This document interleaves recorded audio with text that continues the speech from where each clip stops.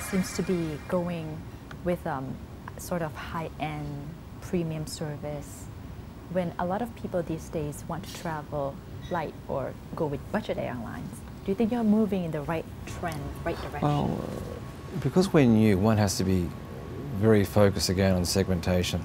We offer 3 class, 2 class, and 1 class. So we place the asset, the aircraft, where the market demand is. And our pricing and economy has to be as competitive as the hybrid low-cost models too. Now, most of the low-cost carriers, are working within that 3-hour segment, AirAsia. Not many are working 5, 6, 7 hours up into the Middle East and up into Europe.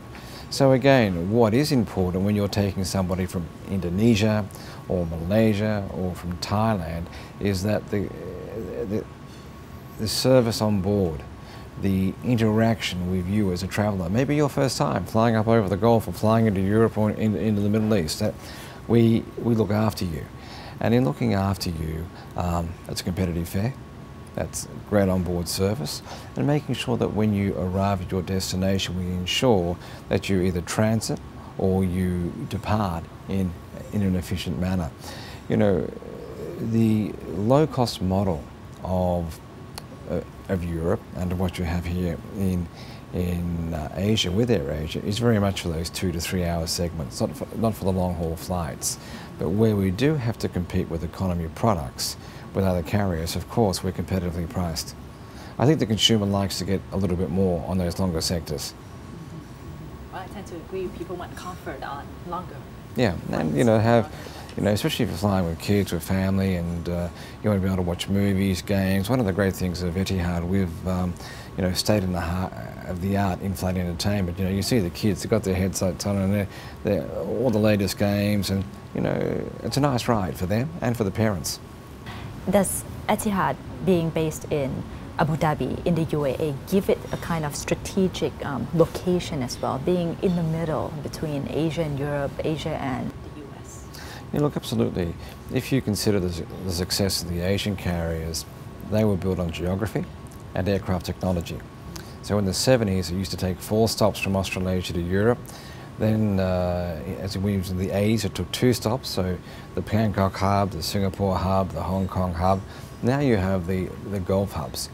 And the advantage that we do bring is that our roadmap is different too. We fly into secondary cities of India that major carriers don't. So of course we fly into Bombay and New Delhi, where most airlines do, but we go into Cochin, we go into the regions of Kerala, we fly into the Middle East cities, we fly into Baghdad every day, we fly into a whole range of cities that most Asian carriers or even European carriers don't. So that fan that we offer is also more comprehensive, and of course as we go up into Europe, we fly to London, Frankfurt, Paris, but also to a range of secondary cities, Dublin, Brussels, Milan, Geneva. So if you think of Thailand for a moment, there's all these new cities that are now over Abu Dhabi, 1 stop that in the past would be 2 stops. You had to fly over, London or Frankfurt from Dublin, over London or Amsterdam, over Brussels, over Paris or Amsterdam.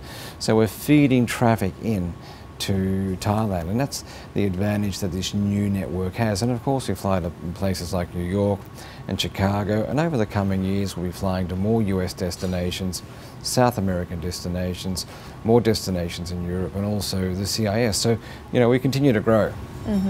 Etihad is based in Abu Dhabi, Emirates in Dubai. What is this, competition going on? Two airlines within the same country? Yeah, but this is like Singapore Airlines and Malaysian Airlines. They're probably closer. But that's at least 2 different countries. Yeah, well, this is from the UAE, and you have 2 different airlines. Well, Singapore and Malaysia are pretty close, but they are 2 different countries. But they're 2 different countries. But so is Virgin and British Airways. I guess the issue is they're both in the UK. They're both operating out of Heathrow. This is about taking advantage of a market. You have 2 airlines that have been established by 2 entrepreneurial states. Of course, we're competitors, but we see the opportunity with this crossroad. As Malaysia and Singapore saw this crossroad, as we'll see moving forward the Indian crossroad and the Chinese crossroad.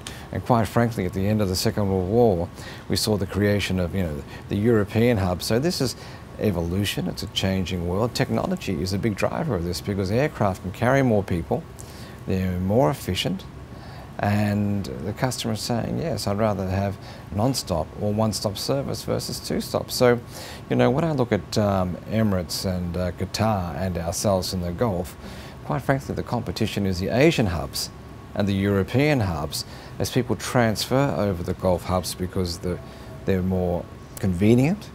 It's one-stop or non-stop, and the airlines have an outstanding offering. But I obviously want to beat the other two guys too. No, especially Emirates. I mean, you both are from the UAE. Yeah, but that's great for the consumer. At the end of the day, we're opening up a whole range of new markets between us that never had their own non-stop services. You look at Dublin, we fly 10 times a week out of Dublin east. No, Aer Lingus doesn't. No other carrier does. And that runs at 78–80% seat factor. That's a profitable route. Brussels runs at 78–80% seat factor.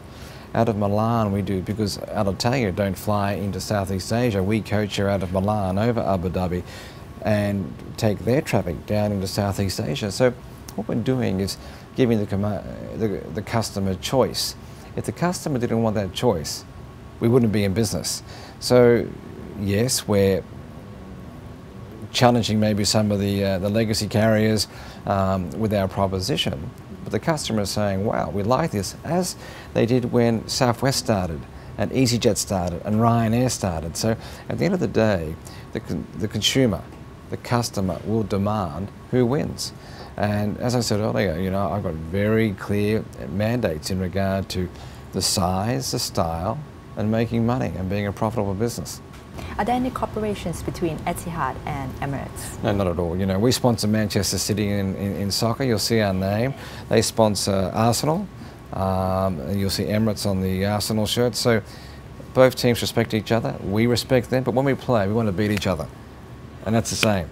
They've got their commercial mandate as I have my commercial mandate. Talking about all those advertising and marketing ploy, being sponsors of sporting events or even sporting teams in Manchester City, does it actually work?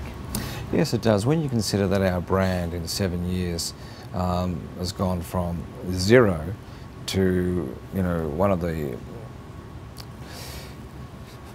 fastest growing airline brands, and if you look at some of the major markets we're in, the impact of Manchester City in the Premier League, in Europe, being a winning team, the timing's not bad. But there's also other sports and other activities that we're involved in. We're involved in rugby union in the UK with Harlequins, in Melbourne with the Etihad Stadium, a sporting stadium, with the All Irish Games, the hurling in Ireland, but we're also involved in the arts too. So these types of sponsorship is how we take our brand, but also how do we work into the community too. If you look in the UAE, we sponsor the youth soccer, the youth rugby. We bring Manchester City players in and run soccer schools. We do the same with rugby unions. So yes, it helps project the brand. People associate Etihad with a winning brand, but also we take it into the community too. So if you look at where we place those dollars, we would say it's been well spent for Etihad. So who's doing better right now, Etihad or Emirates? Well, two different businesses again. Emirates have been going 26 years. We're just into 7 years, and in their space they're doing a great job. In my space, I'm doing a great job. They're meeting the requirements of their shareholder as I meet mine. But I think the big difference in Abu Dhabi and Etihad is just the change in Abu Dhabi. Abu Dhabi in their 2030 plan is building as the capital, is building this fantastic crossroad built on education, built on the services sector, built on hospitality. So you're going to have the Louvre opening, the first Louvre outside of Paris, a Guggenheim Museum. You now have the Formula One Grand Prix. You have Ferrari World has just opened in Abu Dhabi. You have the Cleveland Medical Group building a major hospital complex in Abu Dhabi. You have the Sorbonne and NYU building major educational campuses. And that, again, is taking advantage of within that 3 hours flying time, that Indian market, that Middle Eastern market, you know, where the destination has a range of attractions. So that's exciting for us because that gives people the reason to come to Abu Dhabi. You know, today 50% of our traffic is transfer traffic, 50% is destination traffic, and that destination traffic has a higher average fare component. So for me, you know, what's important is that Abu Dhabi continues to position itself, continues to develop the range of reasons why you come to Abu Dhabi, and we continue to build an airline that's the right shape and right size to ensure we support the aspirations. You know, we co-chair with 30 other airlines, so we're very much into how we partner and how we stretch our network through partnership, and whether that be with American Airlines out of the US, whether it be with Bangkok Airways here in Thailand, or whether it be with Virgin out of Australia, or ANA out of Japan, ASEAN out of Korea, Alitalia out of Italy. We build this network over this hub to give people the reason to come, to transit, to transfer, and to enable us to grow for them a truly global proposition.